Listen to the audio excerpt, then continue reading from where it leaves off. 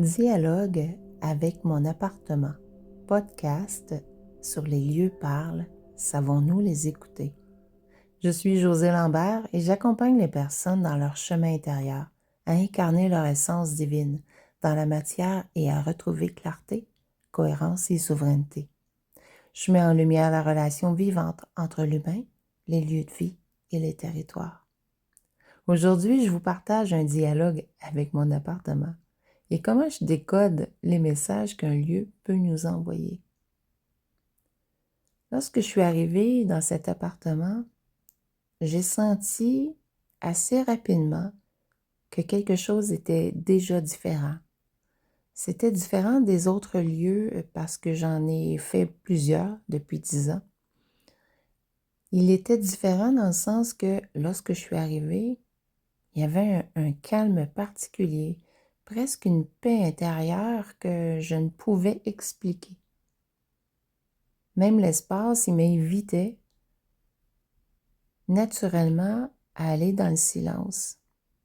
Et il faut dire que c'est ce que j'avais formulé au départ, de rencontrer, d'être encore davantage dans ma présence et dans mon silence.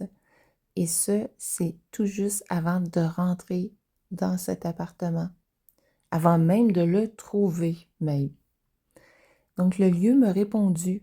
Moi, je l'ai vu dans les annonces et quand j'ai vu les photos, j'ai dit, c'est lui, c'est cet endroit. Et j'ai même pas été le visiter. J'ai fait seulement une vidéoconférence avec la propriétaire et je savais qu'il fallait que j'aille là, absolument. Quand je sais que c'est là que je dois aller, il y a un calme, il y a une paix qui est tellement présente dans mon socle. Et quand je parle de socle, c'est mon bassin, c'est mes jambes, c'est mes pieds. Ils me répondent tout de suite. En plus d'avoir formulé le fait d'être davantage dans ma présence et le silence, ce qui m'a permis aussi jusqu'à maintenant, c'est d'être beaucoup plus ancrée, beaucoup plus à l'écoute de mon corps, des messages de mon intériorité, des messages que je reçois, que je perçois, même si c'est assez naturel chez moi depuis presque toujours, mais je dois dire qu'ici, c'est encore une couche encore plus profonde que d'aller à l'écoute de toutes les subtilités que je perçois dans mon corps physique. Quand je suis arrivée ici, c'était déjà un meublé. Donc, moi, c'est ce que j'avais fait comme demande, qu'il soit meublé. Et ça faisait déjà peut-être 2, 3 semaines que j'étais ici. Tout allait bien, mais il me manquait un espace où est-ce que je pouvais méditer. Et moi, quand je parle de méditer, c'est pas nécessairement les yeux fermés. Moi, je peux méditer les yeux ouverts, plus comme un regard contemplatif. Et j'ai trouvé le lieu exactement, précisément, dans la chambre à coucher. Et pour ce faire, il y avait du mobilier à l'extérieur sur la galerie. Et il y avait un beau petit fauteuil. J'ai fait, ah oui, je prends ce fauteuil-là, je l'installe dans la chambre exactement à cet endroit-là. En plus, comble du bonheur, il n'y avait aucun meuble à cet endroit-là précisément. Donc, c'est dire que tout était déjà en place. Et quand je m'installe là, je rentre directement à l'intérieur de moi. C'est tellement naturel. Les yeux ouverts ou des fois, c'est certain que je peux avoir les yeux fermés. Donc, lorsque j'ai trouvé l'emplacement, c'était wow. Mais j'avais demandé à l'appartement à quel endroit je peux méditer, où est-ce que c'est optimal, où est-ce que je vais aller aussi me régénérer en même temps. Je dis pas que l'appartement ne me régénère pas, mais il y a toujours des endroits dans une maison, un appartement et même même dans des hôtels, si vous voyagez beaucoup, il y a toujours un endroit où est-ce que c'est optimal, soit pour méditer, soit pour, admettons, respirer aussi, faire des techniques de respiration. Moi, quand il m'a répondu, à dire vrai, j'ai arpenté tout l'appartement et là, j'ai écouté tous les micro-messages que mon corps m'envoyait. Et moi, lorsque mes pieds s'ancrent, je sens beaucoup plus, on va dire, de lourdeur, de présence dans mes jambes. Je sais que c'est le bon endroit.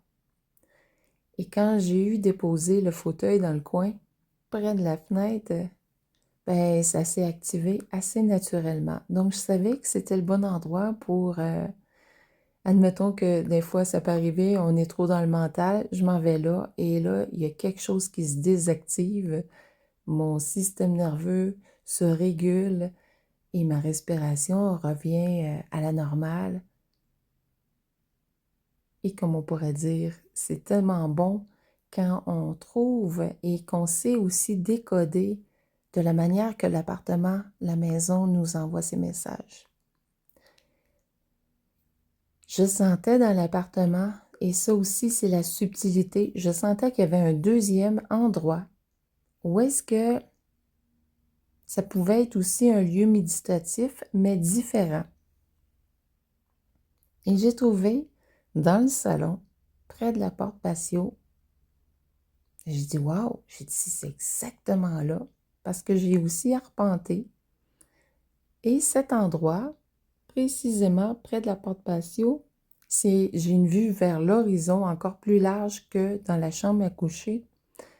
Et là, ma créativité s'active de manière naturelle et même, je peux faire ma comptabilité à cet endroit-là. C'est encore plus, c'est efficient. Donc, c'est dire qu'on peut trouver on peut peut-être avoir un bureau, mais ça ne veut pas dire que c'est le bon endroit pour avoir un bureau. Et moi, ben, près de la porte patio, c'est mon lieu pour faire ma comptabilité, pour créer, ne serait-ce qu'un podcast, avoir toutes mes idées également. Donc, lorsque je vais là, c'est aussi c'est l'endroit où est-ce que je communique beaucoup avec les gens, tout près de la porte patio. Encore là, il y avait aucun meuble tout près de la porte patio.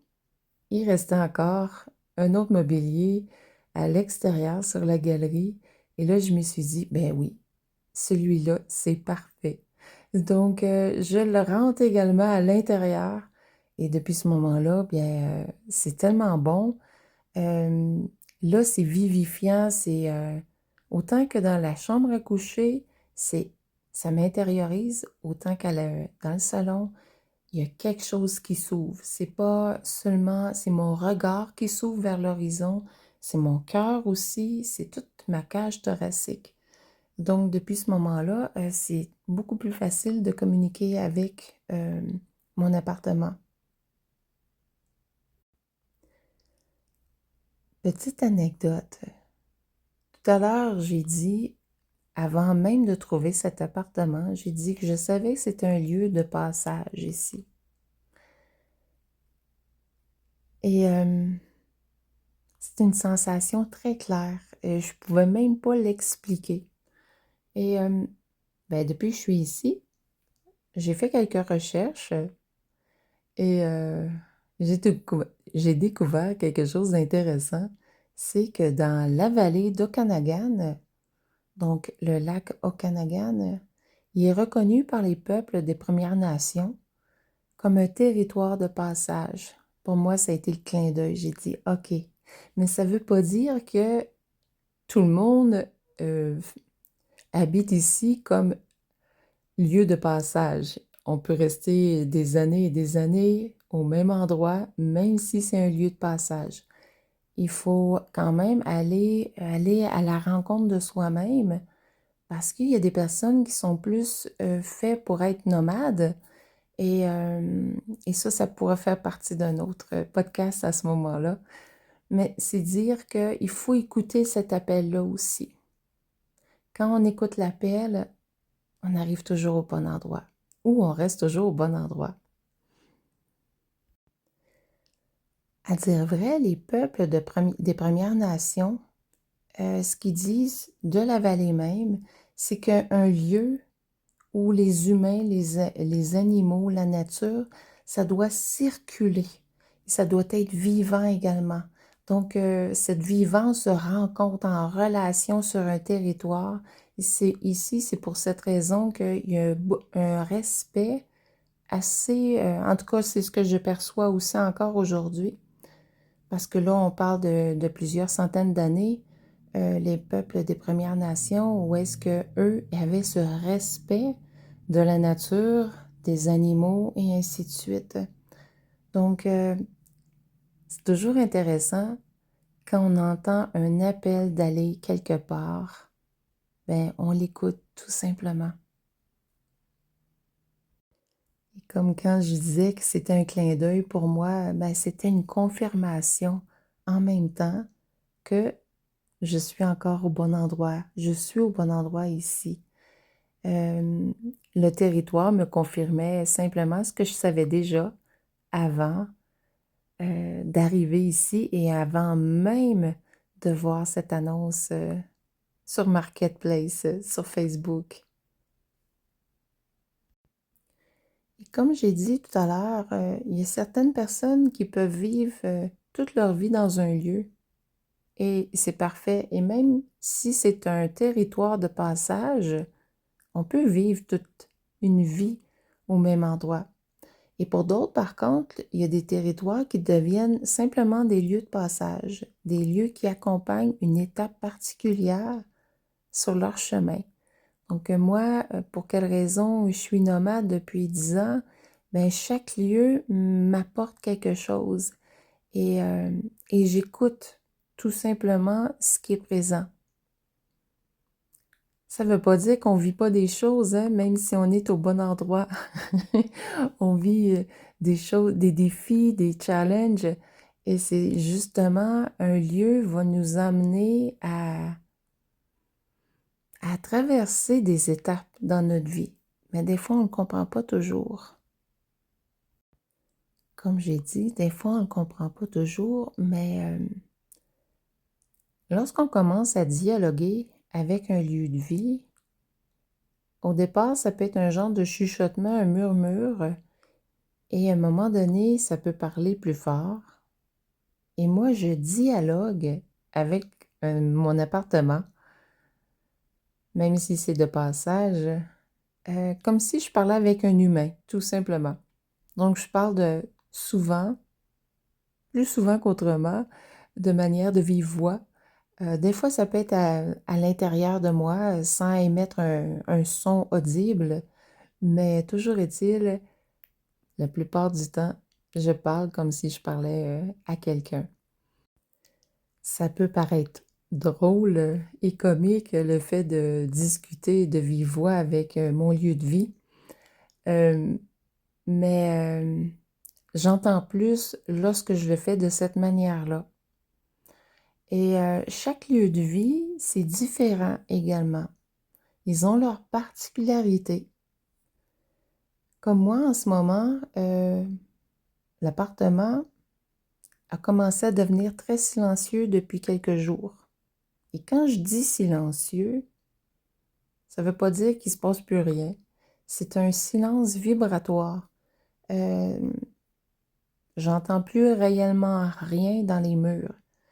Euh, Plus aucune sensation particulière. Ce silence, il n'est pas vide, même il est plutôt, c'est comme si j'étais déjà nourrie avec le lieu. Et même, c'est comme si moi et le lieu ici avions terminé de faire quelque chose ensemble. Donc, ce que j'ai fait ce matin, en me levant, je me suis installée justement dans ma chambre. J'ai posé ma main sur le mur. Au départ, je pose souvent une question plus générale, pas trop spécifique, seulement pour savoir comment il va me répondre. Donc, je lui demande tout simplement, montre-moi ce que je dois mettre en lumière maintenant. La première image, j'avais même pas besoin de fermer les yeux. La première image qui est apparue, c'est un aigle. Je sais que l'aigle voit loin, il voit large, il voit sous tous les angles, que souvent, on va dire qu'un humain, ben, il veut pas toujours ou il est pas toujours prêt à voir ou à entendre. Toujours est-il, je me suis dit, OK, oui, je dois monter en hauteur, justement, pour voir encore plus les aspects, de ma question. Donc, je lui dis, peux-tu préciser l'aigle? Peux-tu préciser ta réponse? Et là, j'entends une phrase, là, c'était direct. Euh, Va dans ton territoire intérieur. Donc, pour moi, le territoire intérieur, c'est mon intériorité, c'est ma présence, c'est ma conscience divine. Alors, j'ai plongé en moi. Encore là, l'image a été rapide. J'ai même pas pensé à quoi que ce soit, c'était direct. J'ai vu une clairière et devant moi, les barrières, ils s'ouvraient de manière naturelle. J'avais même pas besoin de pousser quoi que ce soit. Tout se mettait en place de manière naturelle. J'avançais et les barrières s'ouvraient. Lorsqu'un lieu me répond de cette manière-là, c'est certain, ici, ça a été plus sous forme d'image. Le lieu ne m'a pas indiqué où est-ce que je m'en allais, mais il me dit tout simplement, José, tes prochains pas seront fluides. Donc, je savais et je sais encore que là, mon chemin, il va s'ouvrir de manière naturelle. Il faut comprendre qu'un lieu va toujours aller selon la ligne de temps pour toi qui est optimale. Donc, il arrive dans ta ligne de temps si tu écoutes ce qui se passe à l'intérieur de toi, si tu écoutes ton intuition, ta guidance intérieure, les portes vont s'ouvrir.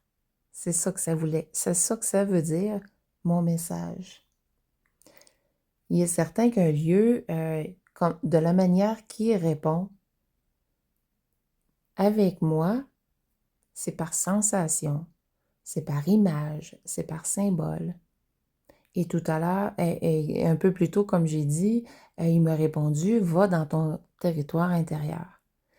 Mais je peux l'entendre aussi avec des mots, surtout lorsque je prends papier, crayon, et que là, je commence à poser les questions, et que là, je laisse aussi écrire ma main. Et les mots, ils s'inscrivent de manière naturelle. Des fois, c'est presque indéchiffrable. Des fois, c'est seulement un mot. Des fois, c'est rien du tout parce que peut-être trop dans le mental, trop stressé. Donc, lorsque je communique avec mon lieu, je suis toujours ancrée avant. C'est la même chose quand on utilise un pendule ou même l'antenne de lécheur ou quelques outils que ce soit. Quand on est trop dans le mental, bien, on n'a pas les réponses justes. Je voulais ajouter quelque chose également, c'est des fois, comment je décode les messages aussi, ça peut être des événements qui se produisent, qui se mettent en place de manière naturelle dans ma vie. J'ai repris la marche, c'est un exemple, j'ai repris la marche assez assidûment, c'est sans effort, ça me met tout simplement en joie. Et j'ai remarqué que plus je marche, plus ça réveille ma créativité, plus ça équilibre mon énergie, plus ça régule mon système nerveux et ainsi de suite également. Ce que j'ai appris avec le temps, une chose bien importante, c'est lorsque je dialogue avec un lieu, je ne cherche plus à obtenir une réponse précise immédiatement. Mais ça n'a pas toujours été le cas. Car au tout début, quand j'ai pris conscience que j'avais cette capacité de dialoguer avec les lieux, les territoires, mon mental voulait comprendre tout de suite. Il voulait des réponses précises. Il voulait savoir exactement le message que le territoire ou le lieu, il me disait dans l'instant. Mais j'avais pas encore tout mis en lien entre la relation vivante entre l'humain, les lieux et les territoires. Donc, ça m'a pris quand même quelque temps, des moments de pratique, je dirais, avant d'en arriver à aujourd'hui où est-ce que c'est comme, c'est mon allié, c'est mon partenaire, autant que les territoires également. Donc, lorsque je dialogue à partir de ma présence avec un lieu, avec le territoire, mon mental, maintenant, il est aussi mon allié. Il est au service de ma présence à ce moment-là. Et c'est là que j'ai trouvé mon rythme naturel. Mon rythme, c'est celui de l'écoute de mon corps, de mon être. Et ça a tout changé lorsque je l'ai mis encore plus en conscience et plus je le pratiquais aussi. Donc, ici, je pourrais dire, oui, il y a des personnes qui ont ça de manière naturelle de dialoguer avec un lieu. Mais même si c'est naturel, lorsqu'on ne pratique pas, on peut entendre ce qu'on veut entendre. Et moi, à un moment donné, j'ai dit non. Moi, j'ai arrêté de me raconter des histoires, etc. Le lieu me dit des choses et je veux les entendre. J'entends cette vérité-là également, que ce qu'il me dit, ce qu'il m'envoie comme message, que ce soit par un mot, par des phrases, par des images, des sensations. Donc ici, toutes mes perceptions s'ouvrent lorsque je dialogue avec un lieu. Quand je pose des questions, ça ne veut pas dire que j'ai des réponses tout de suite. Des fois, ça peut prendre quelques minutes, des fois quelques heures, des fois des jours, et des fois des semaines. Et peut-être des fois jamais également. Ça m'est arrivé peut-être une ou deux fois. Mais, euh, mais c'est OK aussi, parce que quand on est dans l'attente d'une réponse aussi, ça ne fonctionne pas. Parce qu'eux, ils fonctionnent par fréquence vibratoire. Quand on est en cohérence avec le lieu, c'est là où est-ce que c'est comme une harmonisation qui se met en place. Il y a un fluide, il y a une circulation et c'est un beau mouvement qui se met en place. Tout comme ce matin, lorsque j'ai reçu ces images de l'aigle, la clairière, les barrières qui s'ouvrent. Pour moi, ça signifie que le passage est en train de s'ouvrir et il est déjà ouvert. C'est tout comme ce qui se passe dans mon corps avec la marche. C'est pour cette raison que je l'ai nommé tout à l'heure. Je sens que quelque chose aussi s'ouvre en moi. Je suis quand même une personne qui aime beaucoup être active, mais ces derniers mois, j'avais moins marché de manière régulière et là, ça s'est mis en place de manière naturelle. Donc, je n'avais pas cherché à comprendre, mais comme j'ai pas tout nommé non plus dans mon dialogue avec l'appartement ici, mais pourquoi la marche est arrivée dans ma vie à nouveau de manière aussi intense, c'est une façon de parler de manière intense, mais parce que je le fais dans la joie, donc c'est pas intense pour moi maintenant. C'est que j'avais posé des questions au lieu aussi, parce que j'avais demandé encore une plus grande circulation entre lui et moi. Et en fin de compte, ça s'est mis sous forme de marche. Donc, c'est pour cette raison que j'ai plus de créativité et ainsi de suite. Voyez-vous, tous les liens qui s'imbriquent une après l'autre ou une avec l'autre. Donc, c'est de cette manière-là, plus on est à l'écoute, plus on sait décoder tous les messages que notre lieu de vie nous informe, nous transmet. Juste une dernière chose. Comme tout à l'heure, avec justement cette clairière, ces barrières qui s'ouvrent, je sens déjà que mon être se prépare, dû à la marche, etc., au prochain mouvement de vie, de ma vie. C'est certain, ça peut être un mouvement extérieur. Comme pour moi, je sais que c'est un changement de lieu de vie. Mais ça peut être aussi le fait de la clairière avec les barrières, ça peut être un mouvement intérieur aussi que tu peux vivre. Ça peut être une transformation, une guérison, ou peut-être c'est autre chose également.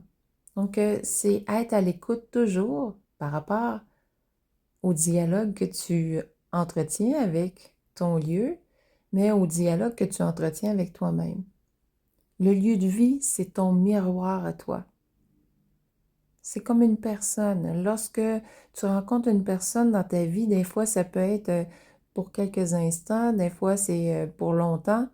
Et cette personne-là te renvoie souvent ton propre miroir. C'est la même chose avec un lieu.